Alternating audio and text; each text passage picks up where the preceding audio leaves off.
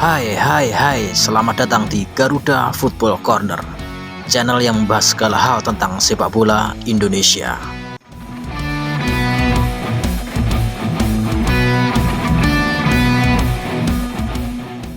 Dalam episode kali ini, kita akan membahas kabar terbaru seputar timnas kebanggaan kita, Timnas Indonesia.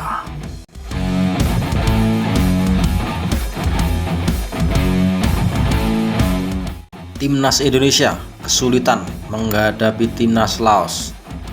Supporter khawatir Timnas akan dibantai Vietnam. Timnas Indonesia menghadapi laga yang cukup menegangkan saat berhadapan dengan Laos di pertandingan grup B Piala ASEAN 2024 yang berlangsung di Stadion Manahan Solo.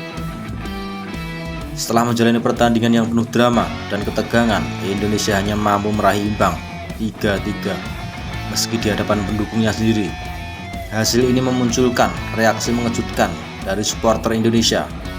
Banyak yang meragukan kualitas skuad Garuda dan mengkhawatirkan kemungkinan Indonesia akan dihajar habis-habisan oleh timnas Vietnam pada laga berikutnya. Sejak awal pertandingan, Laos tampil sangat percaya diri. Bahkan mereka mampu mengejutkan timnas Indonesia dengan gol cepat pada menit ke-9 oleh Paul Sumbon yang menjadi pencetak gol pertama Laos. Sukses memanfaatkan umpan matang dari sang kapten. Gol ini tentu menjadi kejutan besar mengingat banyak yang menganggap Laos sebagai tim yang lemah dibandingkan Indonesia. Namun Laos mampu membuktikan bahwa mereka bukan lawan yang bisa dianggap remeh. Timnas Indonesia tidak butuh waktu lama untuk menyamakan kedudukan.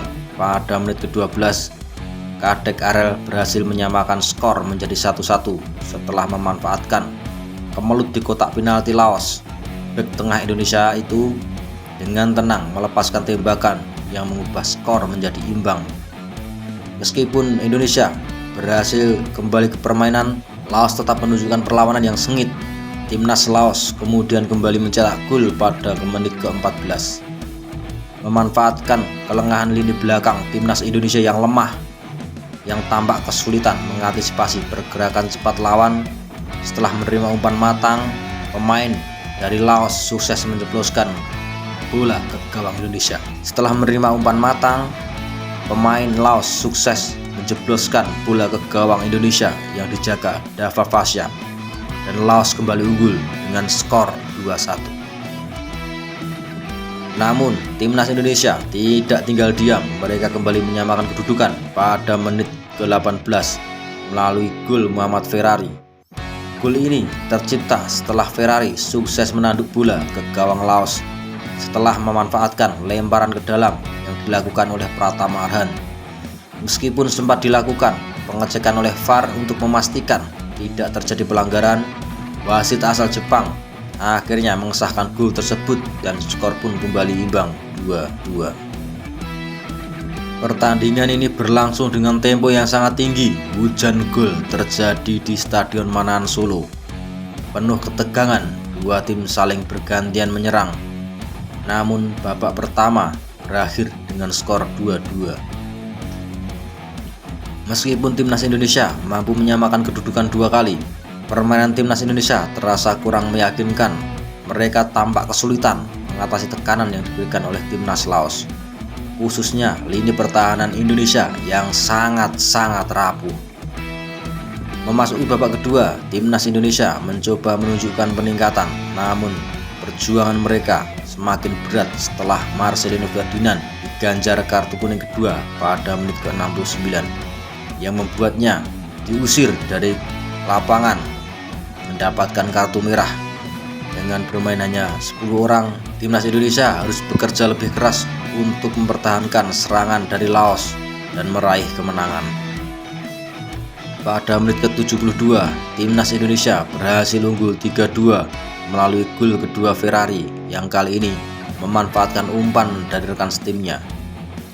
Gol ini sempat memberikan harapan bagi timnas Indonesia untuk meraih kemenangan.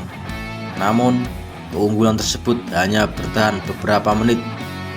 Laos kembali menyamakan kedudukan menjadi 3-3 setelah pemainnya berhasil mencetak gol lewat sontekan setelah menerima umpan pendek Gol tersebut membuat suasana makin tegang dan tidak ada gol tambahan yang tercipta hingga akhir pertandingan. Walaupun gol ketiga ini sempat menjadi perdebatan karena banyak yang menganggap gol ketiga dari Laos ini bola sudah keluar dari lapangan, namun wasit asal Jepang ini tetap mengesahkan gol tersebut. Hasil imbang 3-3 ini membuat timnas Indonesia harus menerima kenyataan bahwa mereka tidak tampil dengan permainan terbaik. Meski Laos bukan tim yang diunggulkan, mereka mampu memberikan perlawanan yang sangat keras terhadap timnas Indonesia di kandangnya sendiri. Supporter Indonesia dan netizen pun langsung ramai membicarakan penampilan timnas Indonesia dengan banyak yang merasa kecewa dan pesimis menghadapi laga selanjutnya. Setelah pertandingan tersebut, banyak yang meragukan kemampuan timnas Indonesia untuk menghadapi timnas Vietnam yang akan menjadi lawan mereka pada laga ketiga grup B.